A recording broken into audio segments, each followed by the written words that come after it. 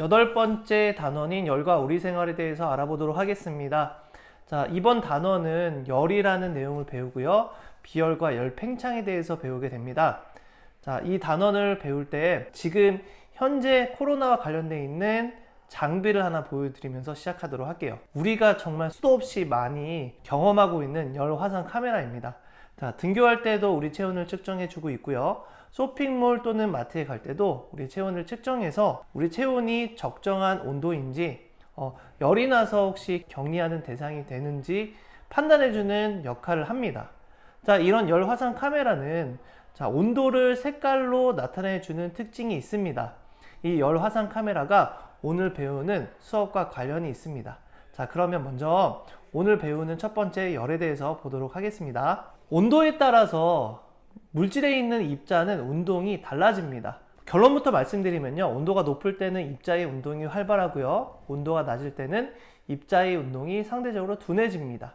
자, 그래서 우리가 평상시에 느낄 수 있는 것은요, 따뜻한 물에 어떤 물질을 녹일 때 훨씬 더 잘 녹는 것을 알 수 있습니다. 자, 이는 입자의 운동과 관련이 있습니다. 자, 먼저 그림을 하나 볼게요.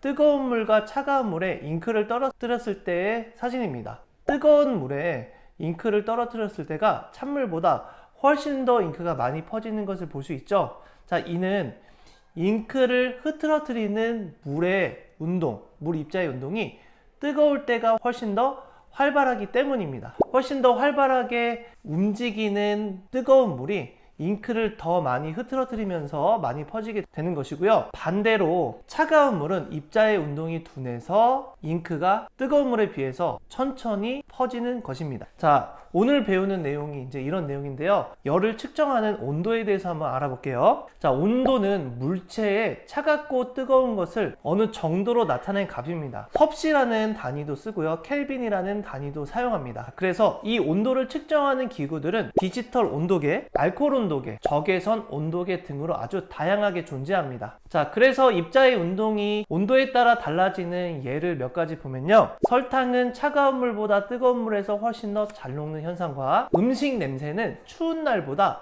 더운 날에 훨씬 더 많이 퍼지는 현상을 예시로 들 수 있습니다. 그럼 이런 열들이 어떻게 이동하는지 보도록 하겠습니다. 이 단원에서 중요한 내용 중에 하나인데요, 먼저 열의 이동 방법 3가지를 먼저 말씀드리면, 첫 번째는 전도, 두 번째는 대류, 세 번째는 복사라고 이렇게 3가지로 구분할 수 있습니다. 전도, 대류, 복사는 각각의 특징을 잘 알고 구분을 해줘야 되는데요. 자, 먼저 전도에 대해서 알아보도록 하겠습니다. 전도는 고체에서 일어나는 열의 이동 방법인데요, 고체의 입자는 액체와 기체와 다르게 입자 사이의 간격이 좁기 때문에 열을 받은 입자가 활발하게 움직이면 그 입자 주변에 있는 다른 입자에게 이 열을 전달해주는 방식의 열의 이동 방법입니다. 열을 받은 입자들이 활발하게 움직이면서 이웃하는 입자에 열을 전달하는 형식이기 때문에 입자 사이 거리가 좁아야 되기 때문에 고체에서밖에 일어나지 않습니다. 자, 두 번째, 대류에 대해서 알아보도록 하겠습니다. 대류는 입자가 직접 이동해서 열을 전달하는 방식입니다. 즉 어떤 거냐면요, 자, 물을 끓입니다. 그러면 물 입자가 열을 가지고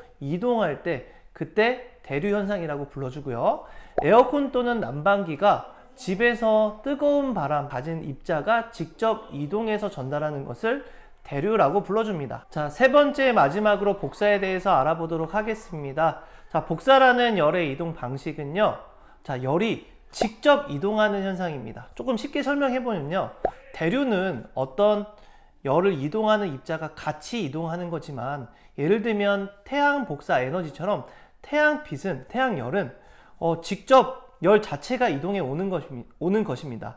예를 들면 빛처럼 열 자체가 이동해 오기 때문에 어떤 수단이 중간에 같이 존재하지 않습니다.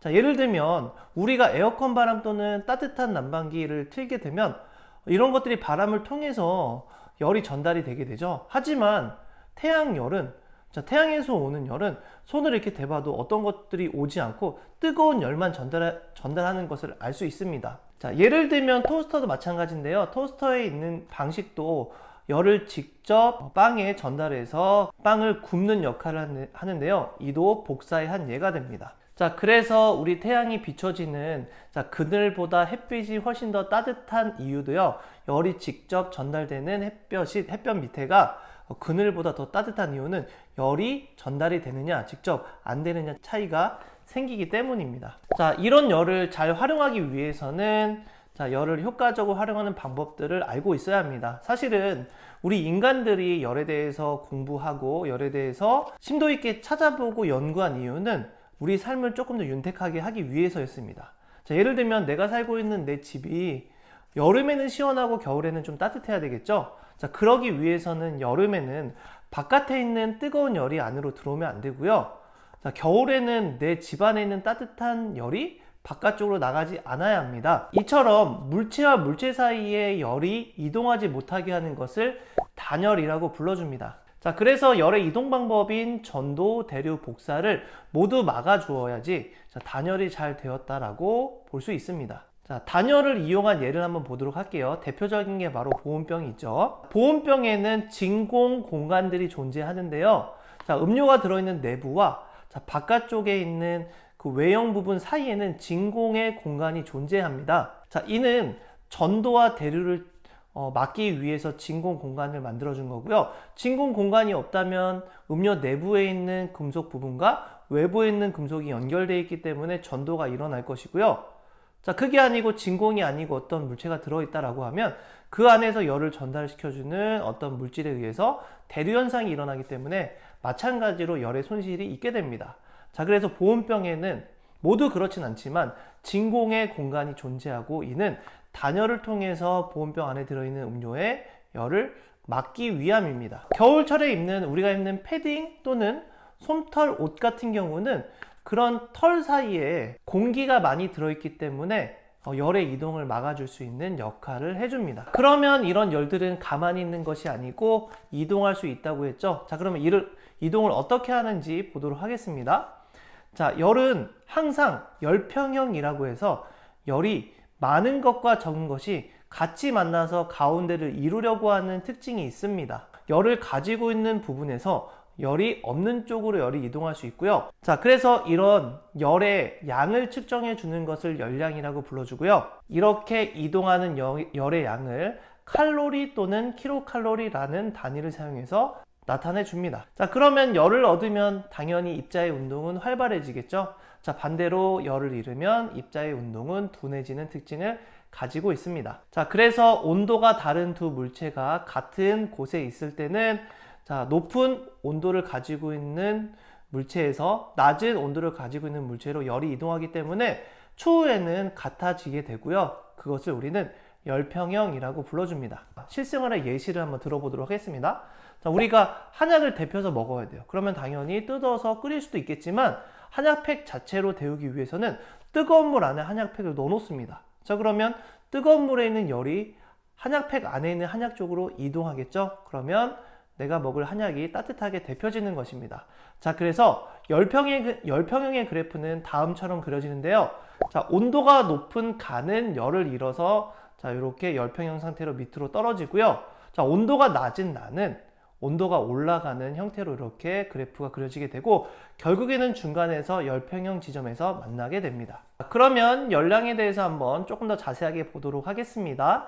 자, 열량이라고 하는 건 온도가 다른 물체에서 이동하는 열의 양을 열량이라고 불러줍니다. 자, 단위는 칼로리랑 킬로칼로리를 사용한다고 했는데요. 1킬로칼로리는요, 물 1kg을 1도씨 올리는 데 필요한 열의 양을 1킬로칼로리라고 불러줍니다.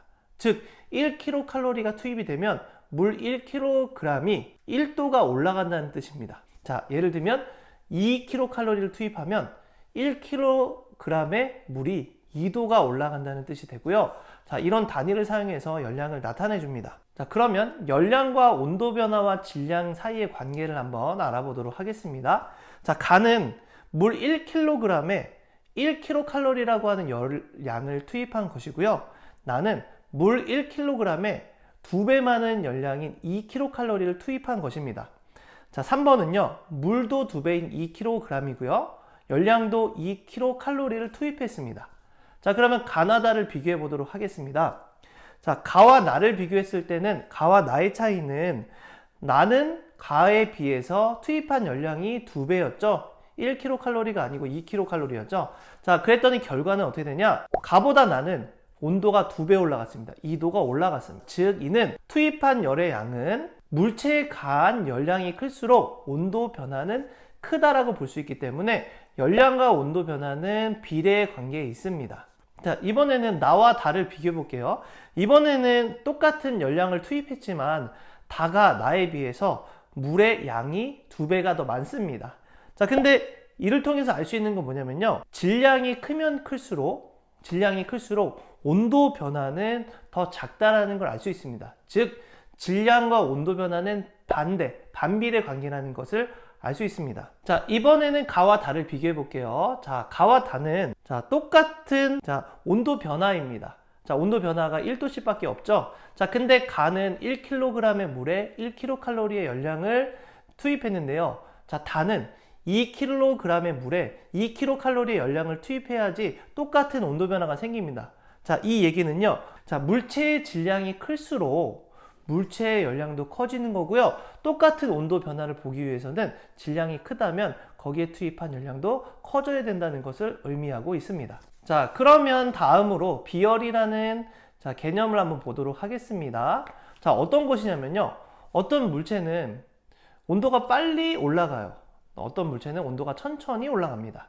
자, 이렇게 온도의 차이를 알 수 있는 개념이 바로 비열인데요. 자, 비열이라고 하는 것은 어떤 물질 1kg을 온도 1도씨 높이는 데 필요한 열량을 비열이라고 불러줍니다. 비열의 단위는요, 조금 복잡하지만 이렇게 사용하고요. 자, 그 다음에 비열을 나타내는 공식은 CMT. Q라고 하는 열량은 C 비열, M 질량, 그 다음에 델타 T 온도 변화 3개를 모두 곱해준 값과 똑같습니다. 자, 그래서 우리는 이를 Q는 CMT라고 불러주고요.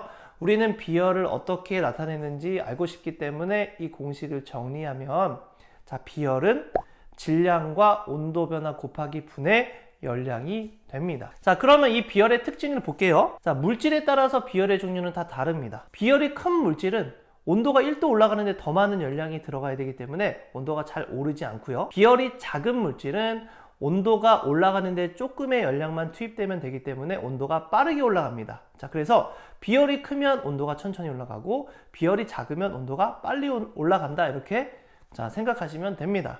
그러면 비열에 의한 현상과 이용을 볼게요. 바로 대표적인 게 육풍과 해풍을 들 수 있습니다. 자, 먼저 낮에 우리 육풍이 불까요? 해풍이 불까요? 낮에는 바다에서 바람이 불어오는 해풍이 붑니다. 밤에 고독하게 바바리 코트를 입고 해안가에 서 있는 남자의 바바리 코트의 코트가 바다 쪽으로 이렇게 날려지고요.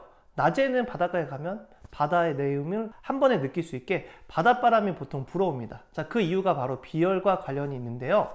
물보다 육지의 모래들은 비열이 더 작습니다. 자, 똑같은 햇빛이 내려쬐도 육지는 빨리 뜨거워지기 때문에 육지 쪽에 있는 온도는 빠르게 올라가서 공기가 상승하게 됩니다. 자, 공기가 상승하면 육지 쪽에 공간이 비겠죠? 그러면 바닷가 쪽에서 바람이 불어오고 낮에는 해풍이 부는 원리가 육지 쪽의 비열이 훨씬 더 낮기 때문입니다. 자, 근데 반대로 비열이 작은 육지는 또 빨리 식기도 합니다. 자, 밤에 되면은 훨씬 더 바닷가보다 온도가 빨리 떨어지기 때문에 온도가 빨리 식겠죠. 자, 그러면 상대적으로 따뜻한 바닷가 쪽에 공기가 상승하게 되고요.